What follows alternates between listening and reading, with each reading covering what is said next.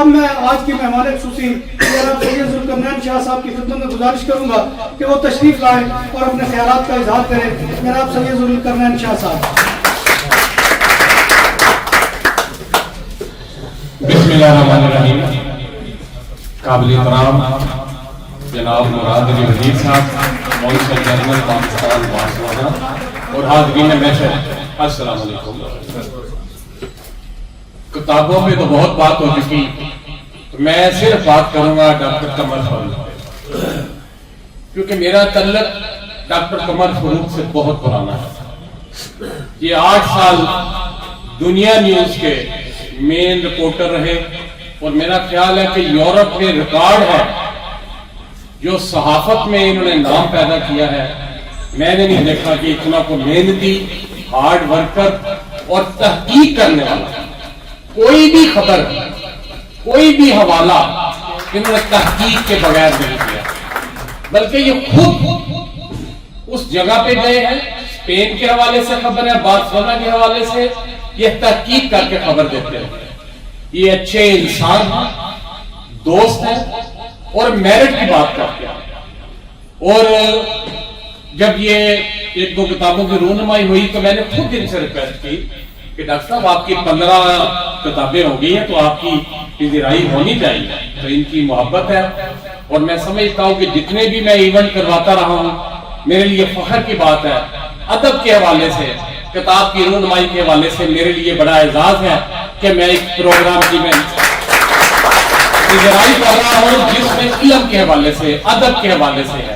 اور میں آئندہ بھی وعدہ کرتا ہوں کوئی بھی رائٹر کوئی بھی کتاب لکھے گا انشاءاللہ اسی طرح ان کی پذیرائی کریں گے، کیونکہ ہمیں ضرورت ہے، ہمارے بچوں کو ضرورت ہے، کیونکہ ہمارا کلچر، ہمارا جو پاکستان کی صحافت ہے اس کو ضرور ہمیں اپنے بچوں کو بتانا چاہیے. تو ڈاکٹر صاحب کو میں خراج تحسین پیش کرتا ہوں اور بڑی محنتی انسان ہے اور انہوں نے ہمیشہ پوزیٹیو کردار ادا کیا ہے، ہمیشہ پوزیٹیو رہے ہیں. تو میں ان کو خراج تحسین پیش کرتا ہوں اور انشاءاللہ اسی طرح ہی ہم مل کے کام کرتے رہیں گے. بہت شکریہ. بہت شکریہ جناب شاہ صاحب. آپ کے سامنے اپنے خیالات کا اظہار کر رہے تھے. جہان خورشید سے ایک اقتباس آپ کے سامنے پیش کرنا چاہتا ہوں، وہ اس حوالے سے کہ ہم میں سے ہر کسی کو یہ مغالطہ ہے کہ اس دنیا کے لیے ہم ناگزیر ہیں. تو اس کے حوالے سے انہوں نے بہت ہی خوبصورت یہاں پر ایک بات لکھی ہے جو میں آپ کے سامنے پیش کرنا چاہتا ہوں کہ فرعون اپنے دور کا سب سے بڑا ناگزیر تھا، مگر اس کی ناگزیریت نیل کے پانی میں بتاشے کی طرح گھل گئی. قصر الحمرا، یہ جو غرناطہ کے اندر موجود ہے، کاخ سعد آباد، لال قلعہ، شاہی قلعہ، یہ سبھی زبانیں حال سے داستانیں سنا رہے ہیں کہ یہاں رہنے والوں کو اپنا ناگزیریت کا کتنا احساس اور مان تھا. مگر وقت نے اینٹوں کی عمارات کو تو برقرار رکھا ہے، لیکن انا والا غیری کا نعرہ لگانے والوں کو عبرت اور فراموشی کی نظر کر دیا ہے. اور قرآن نے بھی جو ایک عذاب کی شکل بیان کی ہے کہ لا یرا الا مساکنہم، کہ اللہ تبارک و تعالیٰ جس قوم سے انتقام لینا چاہتا ہے ان کے مسکن کو برقرار رکھتا ہے. آج جائیے آپ مصر کے اندر، وہاں پر آپ کو فرعونوں کے محل تو موجود ہوں گے لیکن اس کے اندر رہنے والے نہیں ملیں گے. اسی طرح سے آپ یہاں پر جو ہے دنیا کے اور جو تہذیبوں کے اندر چلے جائیں، یونان کے اندر آپ کو اس ترین جو ہے تہذیب کے نشان ملیں گے لیکن اس کے ماننے والے وہاں پر نہیں ملیں گے. تو یہ بھی اللہ کے عذاب کی ایک بدترین جو ہے وہ قسم ہوتی ہے. لہذا ہمیں جو ہے اپنی ناگزیریت کے اوپر اتنا زیادہ مان نہیں کرنا چاہیے اور اپنے آپ کو یہ سمجھنا چاہیے کہ ہم یہاں پر آج ہیں تو کل نہیں ہوں گے. لہذا جتنا بھی کوئی اچھا اور بہتر کام ہو سکتا ہے، اور میں سمجھتا ہوں کہ علم دوستی اور علم کے پھیلاؤ سے زیادہ کوئی بھی ایسا کام نہیں ہے کہ جو سب سے بہتر اور خیر خواہی والا قائم مقام ہو. یہی وجہ تھی کہ حضور نے فرمایا تھا آخری وصیت میں کہ بلغوا انی ولو آیا، کہ پہنچاؤ اس الکتاب کا پیغام کہ جو میں تمہارے درمیان چھوڑ کے جا رہا ہوں، خواہ ایک ہی آیت ہو. تو لہذا علم جو ہے اس کا پھیلانا جو ہے یہ انبیاء کا ورثہ ہے اور اس ورثے کو ہمیں لے کر چلنا چاہیے. آج کی تقریب کے صدر مجلس جناب مراد وزیر علی صاحب سے میں گزارش کروں گا، کونسل جنرل، جنہوں نے آ کر اس تقریب کو جو ہے 4 چاند لگا دیے، ان سے گزارش کروں گا کہ وہ آئے اور اپنے خیالات کا اظہار کریں. جناب کونسل جنرل مراد وزیر علی صاحب. شکریہ ندیم بیگ صاحب. بسم اللہ الرحمن الرحیم. محترم ذوالقرنین شاہ صاحب، ڈاکٹر قمر فاروق صاحب سر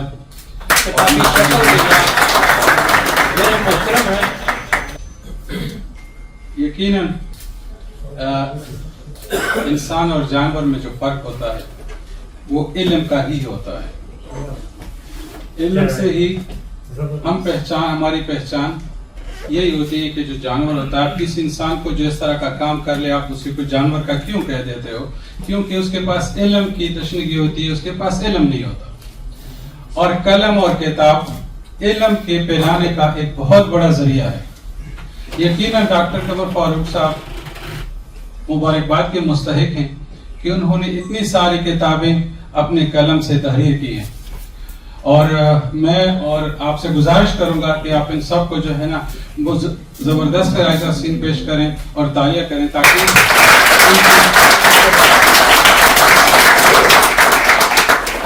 آج کل کے دور میں آپ یقیناً ایک ای میل لکھنا, ایک خط لکھنا, ایک مضمون لکھنا کتنا مشکل کام ہوتا ہے, اور کسی پہ تحقیق کرنا یقیناً, اور اتنا اپنے وسائل آپ اس پہ استعمال کرنا, کتاب کو پبلش کرنا, اس کے کتنے لوگ اس کو خریدیں گے, کتنا بڑا وہ ہے.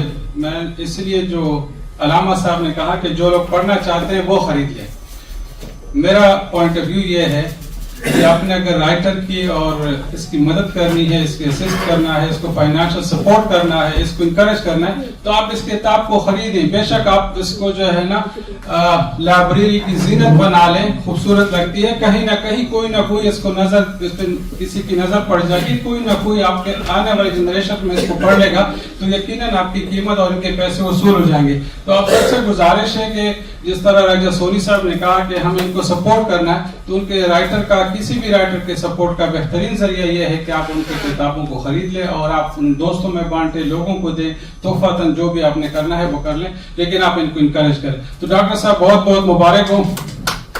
ریگارڈنگ مولانا ابوالکلام آزاد, مولانا ابوالکلام آزاد کے بارے میں نے بہت پڑھا ہے, اور اس کی بہت ساری کتابیں ہیں, اور اس کا ایک خاص رول ہے. انڈیا ونس فریڈم, یہ ان کی بہت مشہور تصنیف ہے, اور میرے خیال میں بہت جو بھی کتاب جس نے بھی پڑھی ہو, اس نے ضرور اس کتاب کو ٹچ کیا ہوتا ہے کہ انڈیا ونس فریڈم ہے وہ کیا لکھتا ہے.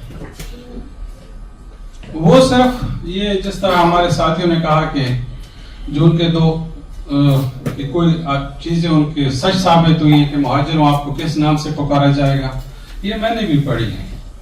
اس نے قرآن سے حوالے دیے, ثابت کیا ہے. if I'm not wrong, ایک ہے کہ حاذا فر سورہ یوسف کی ہے, حاذا فرعون من قوم موسیٰ, یہ ان کی سپیچ ہے کہ یہ موسیٰ کی قوم ہے.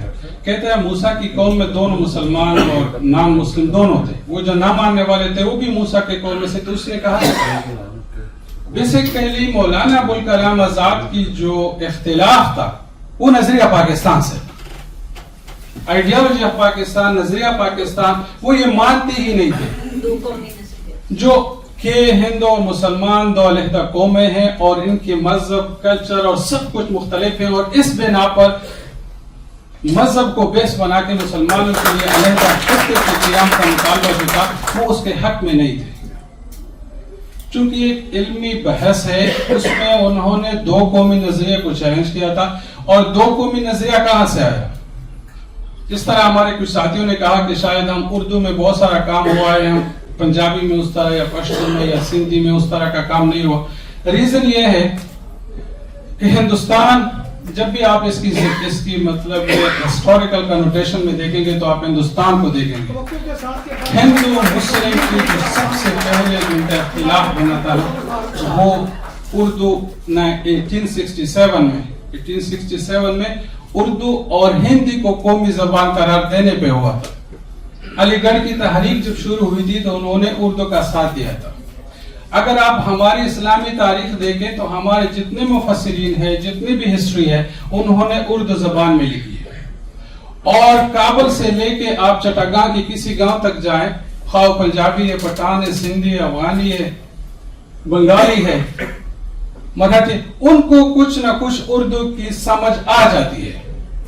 تو یہ اردو جو ہماری زبان نہیں ہے، یہ ایک لینگوا فرینکا ہے جو پورے بر صغیر کی زبان ہے، اور یہ بر صغیر میں جو اس کی ڈیولپمنٹ ہوئی ہے اوور دی ایئرس مسلمانوں کے آنے کے بعد، حالانکہ اردو کو بر صغیر کے مسلمانوں نے کبھی اس طرح کا اون نہیں کیا جس طرح انہوں نے پرشین کو کیا ہے، جس طرح انہوں نے عربی کو کیا ہے، جس طرح انہوں نے انگلش کو کیا ہے.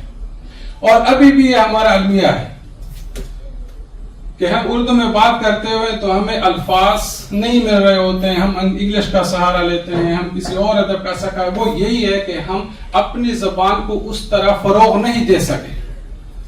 اور میرا یہ ایمان ہے کہ اردو ہمارے لیے ایک یونٹی، ایک اتحاد اور یگانگت کی علامت ہے. اگر ہم، ظاہری بات ہے، گلدستے میں ایک گلدستہ ہو، اس میں جتنے بھی پھول ہوں گے اتنا خوبصورت نظر آئے گا. وہ انگلش میں کہتے ہیں کہ یونیفارمیٹی بریڈز کنٹمپٹ، کہ یکسانیت سے جو ہے نا آنکھیں اگتا جاتی ہیں. اگر ایک قسم کے سرخ پھول ہیں یا سفید پھول ہیں اور ایک ہی قسم کے ہیں، وہ اتنے خوبصورت نظر نہیں آتے جتنے اس میں مکس آف پھول ہوں.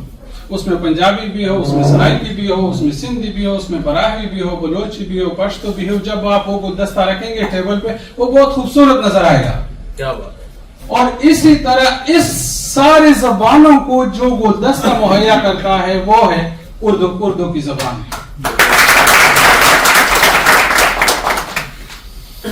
تو ہمیں یقیناً ڈاکٹر صاحب کی اس کاوش کو اس لیے بھی پروموٹ کرنا ہے کہ ہم نے اپنے آنے والے بچوں کو، اپنے آنے والی نسلوں کو اردو زبان کا جو کلچر ہے، جو ورثہ ہے، ان کو منتقل کرنا ہے. ظاہری بات ہے جو مولانا ابوالکلام آزاد کی، میں نے بہت زیادہ پڑھا تھا اس کو، اس کی کیسٹیں، اس کی تقریریں، ساری چیزیں ہم نے سنی تھی. تو اس کا جو basic the foundation of Pakistan, جس مقصد کے اس پہ بنا ہے، جس کی فاؤنڈیشن ہے، بنیاد ہے، اس سے اس کا اختلاف تھا.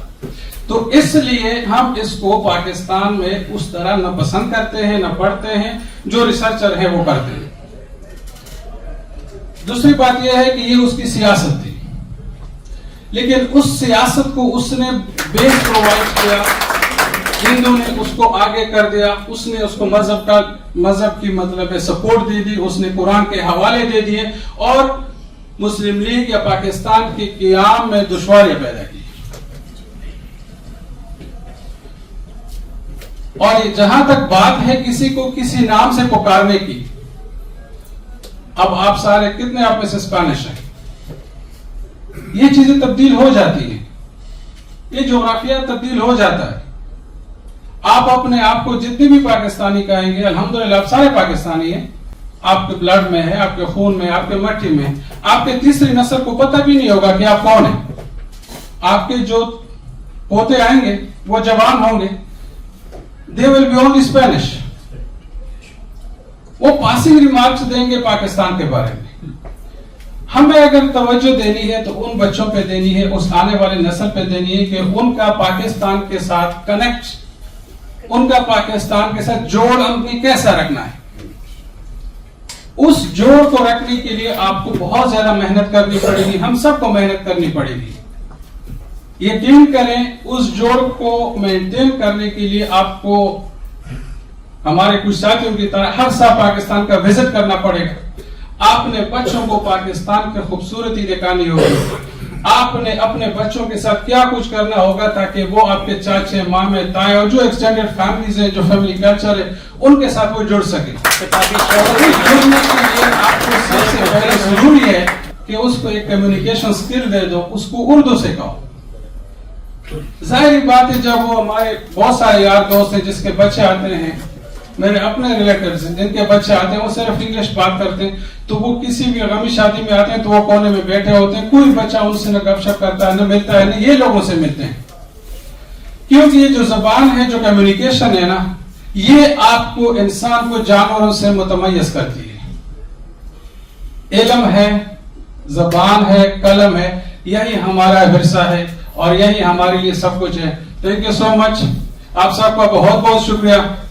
یقیناً یہ ایک بہت علمی بحث ہو جائے گی، تاریخ میں آپ کو صاحب کو دیکھنا پڑے گا. کہ کیا پاکستان بنانے کے لیے قائد اعظم اور مسلمانوں کی جو جدوجہد تھی وہ کتنی اچھی تھی. اس کے واضح مثال ہے. اب آپ دیکھ لیں اب انڈیا میں آپ کی کیا سٹیٹس ہے, کس نام سے پکارے آپ جاتے ہیں اور کیا آپ کی سچویشن ہے, اور پاکستان میں آپ کے ساتھ آپ اپنے آپ کو کتنا اونچا سینہ چوڑا کر کے آپ چلتے ہیں. تو یہ فرق واضح ہے.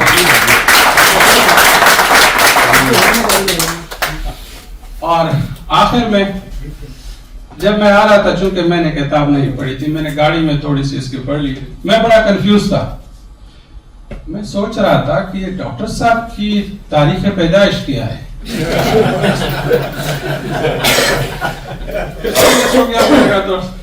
نے کہا ڈاکٹر صاحب کب پیدا ہوئے تھے. میں نے وہ دیکھے, وہ تو 1958 میں فوت ہوئے ہیں ڈاکٹر ابوالکلام آزاد صاحب. تو میں نے کہا یار اس وقت سے اس نے کیسے انٹرویو کر لیا. اچھا, بعد میں نے دیکھا کہ انہوں نے جو ٹیکنیک استعمال کی ہے, اس کو ہم مطلب انگلش لٹریچر میں ہماری ایک ناولسٹ ہے Virginia Woolf, to the lighthouse, بڑی خوبصورت ناول ہے, اگر کسی نے بھی پڑھنی ہو, اٹس اے ونڈرفل ناول. ایک ٹیکنیک ہے کہ فار ایگزامپل رائٹر ساجد صاحب ہے, میں نے اس پہ لکھنا ہے, تو آئی یوز ٹو تھنک لائک ہم. ایک ناول ہے جرمنی میں بھی اس نے لکھا ہے, ایک لڑکی ایک بار میں جاتی ہے اور وہ کچھ کرتی نہیں, کچھ چیزیں دیکھتی ہیں اور وہ سوچوں میں گم ہو جاتی ہے, اور اس کی پوری اتنی ضخیم ناول ہے, اس پہ لکھتی ہے she just stayed there for 30 minutes. 30 minute کے لیے وہ اندر جاتی ہے اور پھر آتی ہے. اس 30 منٹ میں جن کو وہ چیزیں نظر آتی ہیں, جس طرح سامنے ایک تصویر ہے, وہ ایک سامنے اگر آپ پیچھے بیک گراؤنڈ پہ ایک تصویر دیکھ لیں, اس طرح کی تصویر اکثر جو ہے نا RSS والے پروموٹ کرتے تھے. ہندو راشٹریہ سیوک سنگھ جو ہے وہ اس طرح کی تصویر لگا کے ہندوؤں کے جذبات مسلمانوں کے خلاف بھڑکاتے تھے کہ تم تو وہ بے غیرت لوگ ہو کہ جب آپ کی بیٹیاں مغلوں کے ساتھ آپ خود لے کر جاتے تھے. and they used to portray this picture. تو ایک تصویر سے آپ کو کیا کچھ سمجھ آ سکتا ہے. تو وہ ایک لڑکی ہے, stream of consciousness technique, Virginia Woolf کی ناول ہے, پہلا ماڈرن ناول ہے انگلش لٹریچر کا, اور یہ جرمنی میں دوسرے میرے خیال میں اس کی جو وہ تھی پائنیئر تھی, وہ جرمن رائٹر تھی, لیکن جرمن زبان کا مجھے نہیں پتا, لیکن میں نے انگلش کی پڑھی ہے. تو اٹس اے بیوٹیفل ناول. تو ڈاکٹر صاحب پتہ نہیں آپ کو اس ٹیکنیک کا پتہ تھا یا نہیں تھا, لیکن انکانشیسلی یا سب کانشیسلی آپ نے اس ٹیکنیک کو فالو کیا ہے, تو بہت بہت مبارک ہو. اور اللہ کرے اس کتاب کو ہم پڑھ سکیں.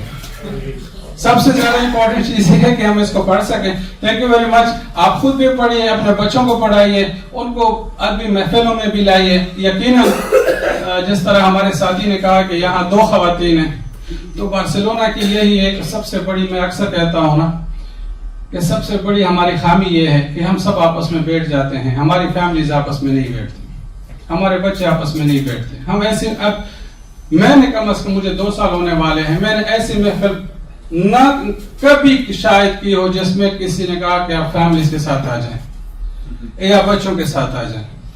یقین کریں, مجھے نہ بلائیں, آپس میں ایک دوسرے کے ساتھ فیملیز کے روابط رکھیں. آپ لوگوں نے یہاں پہ سب سے زیادہ مسئلے مسائل ابھی 10 سال بعد 5 سال بعد وہ طلاق اور اس کے آنے ہیں. اپنے بچوں کے ساتھ آپ کو ادھر اچھے رشتے ملیں گے, آپس میں سارے ذات پات کے سارے لوگ موجود ہیں, سارے برادری کے لوگ موجود ہیں. ادھر آپس میں تعلقات بنائیں, ادھر آپس میں ایک دوسرے کو جانے پہچانے. یقیناً آپ لوگوں کے لیے آسانیاں ہوں گی, آپ کے بچوں کے لیے آسانیاں ہوں گی, ملک اور قوم کے لیے آسانیاں ہوں گی. تو ہمیں خواتین کا بہت زیادہ پارٹیسپیشن کرنے کی ضرورت ہے. Thank you very much.